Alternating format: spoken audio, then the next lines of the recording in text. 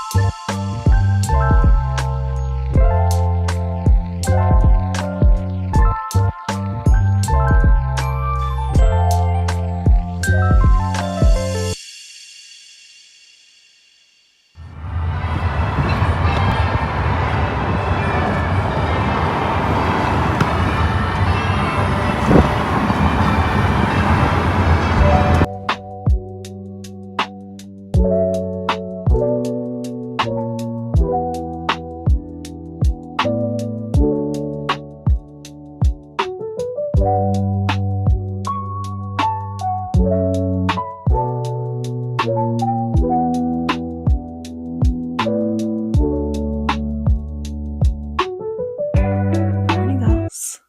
Welcome to Paris. I kid, I kid. I am in my dorm here in Paris. I just got unpacked and settled and had a little breakfast with my roomie back from back home.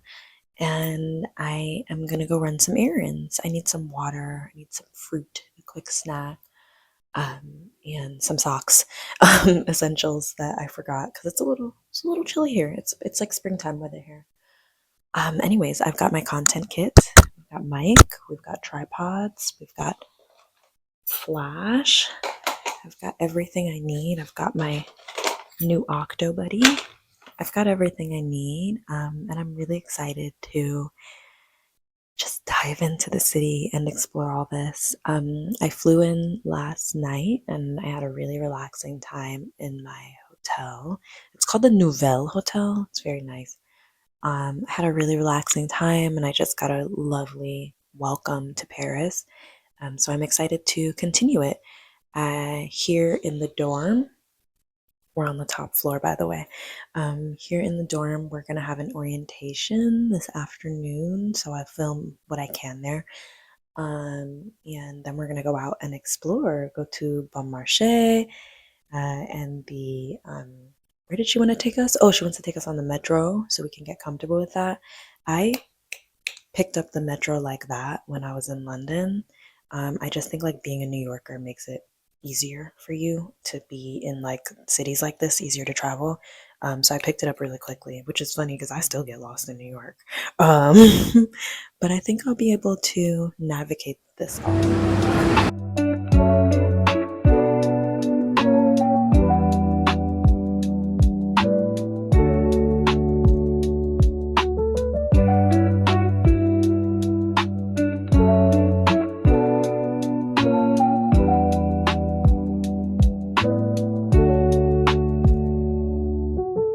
Wait,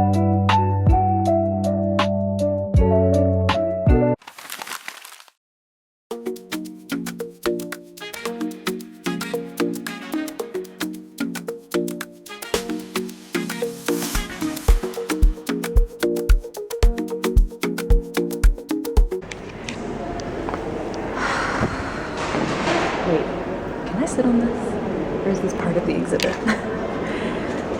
This was such a powerful exhibit to learn the origin of wax prints and like understand where it came from and how our African ancestors adopted it through a time of plight and made it symbolize African culture and African heritage. And there's different prints that symbolize marriage. There's different prints that symbolize singlehood. There's different prints that symbolize health and prosperity and different levels within the culture. It's just really interesting and so powerful. Like my classmates and I, there are some of us who are of African and Caribbean descent, and we've really been nearly brought to tears with like the inclusion of our culture here. It's crazy to see family photos and things that belong in albums that look like our aunties and people we know here on the walls of some of the most important museums here in Paris. Not a level of validation, but a level of we deserve this celebration. So it's really, really cool.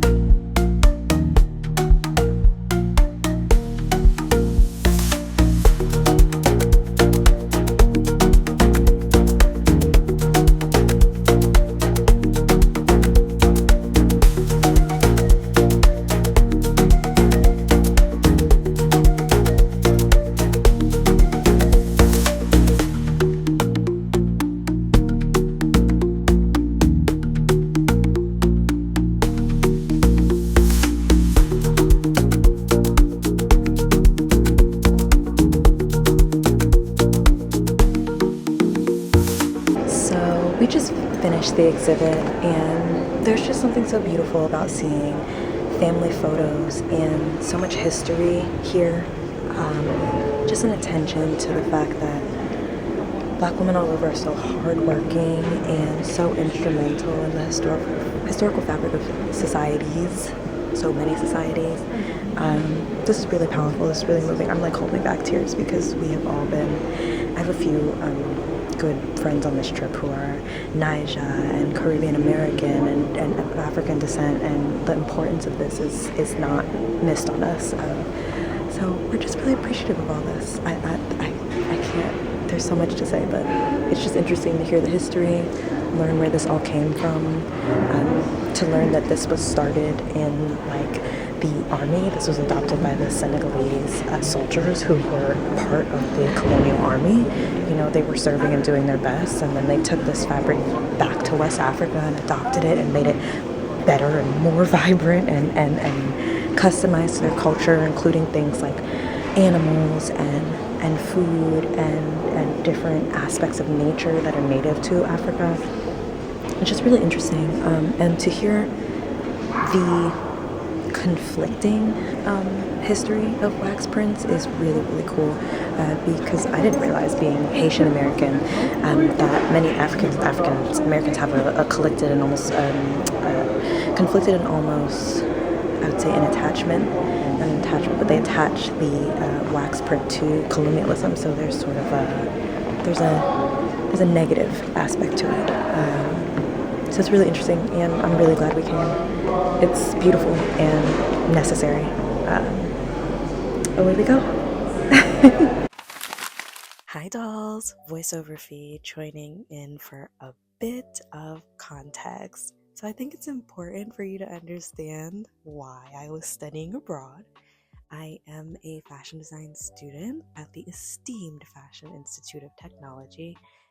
And through this course, this summer course, I had the opportunity to conduct my design research in Paris. Now, if you know anything about the fashion capitals of the world, you know that Paris is the original fashion capital. So I was so pleased and excited to learn through this lens of art history and research. Our professor took us to museums, showrooms, ateliers, trend forecasting. She showed us everything there is to know about fashion in Paris. It was amazing. My favorite portion of the Louvre was the Egypt exhibit because I'm absolutely obsessed with the history of Egypt. But the kicker was the fashion couture exhibit where we saw 99 pieces of haute couture, from Loewe to Christian Dior to Chanel. We even got to see Napoleon's apartment. It was pretty grand. But my study was through the lens of fashion and architecture, how they intersect and how they impact each other. So you'll see that a lot through this vlog. Enjoy!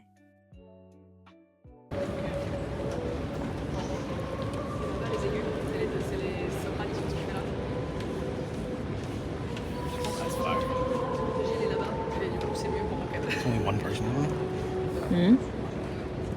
It's only one person. They popcorn.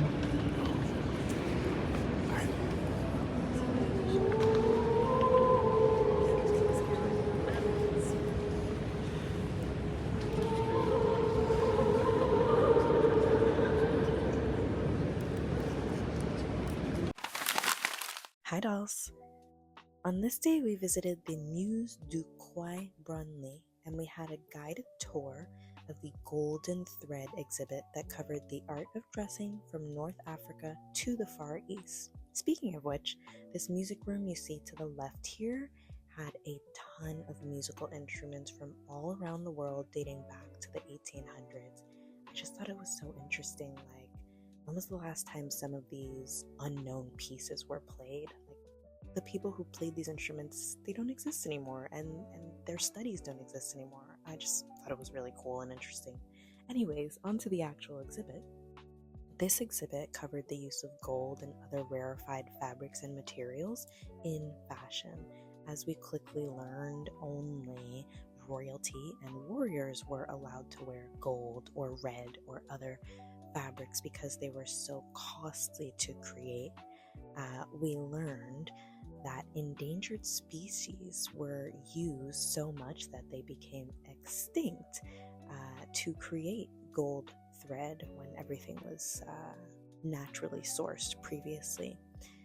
So pretty gross but interesting fact was there was a spider that ate a grain-rich diet, and the grain in that specific region created gold spider webs. And so, as humanely as they possibly could, they harvested the webs from the spider's stomach sacs and created the gold thread that you see used here and throughout other pieces worn by royalty. Crazy interesting. Crazy, crazy. Enjoy!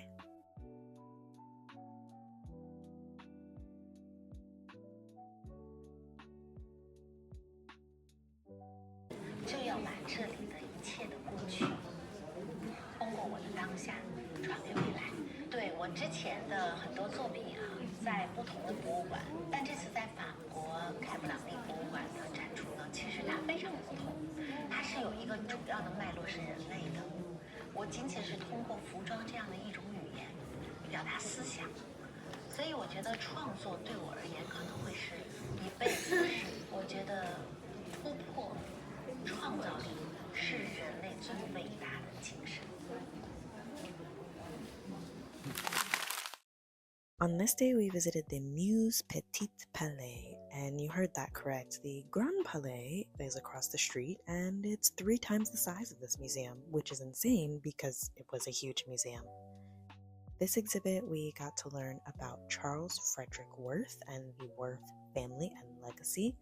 He is known in France as the father of haute couture because he was the first to establish a couture house. He was the first to present seasonal collections, and in doing so, the first to present collections on live models. So the whole reason we have the salon style fashion show is because of Charles Frederick Worth. I loved the garments. They were immaculate, especially for pieces like dating back to the 1800s. I just don't understand how they're in such pristine shape. And what I loved about Worth is that he documented everything: journals, receipts, letters, order forms, hang tags. And as a designer, it's important that you archive every single thing, even if you don't love it. The jewelry exhibit was optional, but it was amazing. No option for me. I got to learn so much about the science behind jewelry and accessories design. On our final day of week 1, we visited the Pierre Fry showroom. Pierre Fry is a global brand based in France, but they're also in London and New York. They create wallpapers and other luxury textiles for private clients, like Hermes and the Ritz-Carlton. We had the unique opportunity to have a tour from one of their showroom managers who's been with the brand for 15 plus years.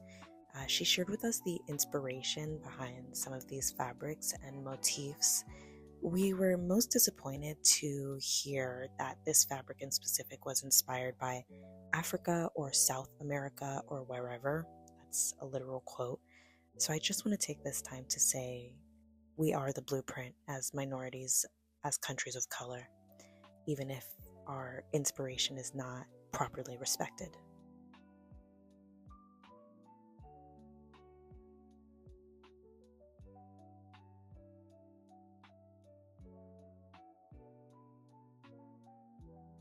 You guys, even the toilets here are fabulous. Like, are you kidding?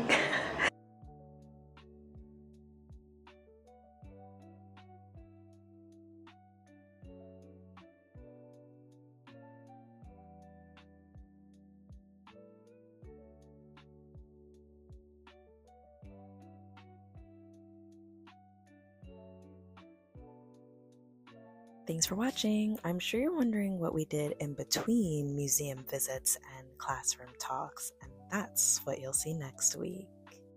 Subscribe.